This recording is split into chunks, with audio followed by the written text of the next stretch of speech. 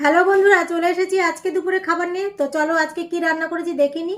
তো আজকে প্রথম করলাম, আজকে এই বছর প্রথম নিম বেগুন হলো। কেন খাবি না কেন? দেখেছো ভালো জিনিস না আমাকে একটুখানি একটুখানি আমি খেতেই পারবো না মা, আমাকে খেতেই পারবো না আমি সত্যি। ওরকম করিস না বাবা, নিয়ে আমি একটুখানি। খাবো, আমাকে উচ্ছে দাও তো আমি খাবো, আমি খাবো আমি মাখিয়ে দেবো তাহলে। না, আমি খাবোই না, এই আমি ভালোই লাগে না। ও ছেলে নেবে না। এই যে নিম বেগুন করেছি, এই বছর প্রথম করেছি। আর সত্যি কথা বলতে কি, আমি কিন্তু কোনোদিনই নিম বেগুন খেতাম না। এই যে ছেলের জন্য বেগুন ভাজা করেছি। এই যে তোকে বেগুন ভাজা দিলাম, একটা দিলাম, দুটো লাগলে নিয়ে নেবে। আর এই লঙ্কাটা আমি নেবো। আর করেছি হচ্ছে এই মাত্র মাছের ঝোলটা না গরম করে আসলো।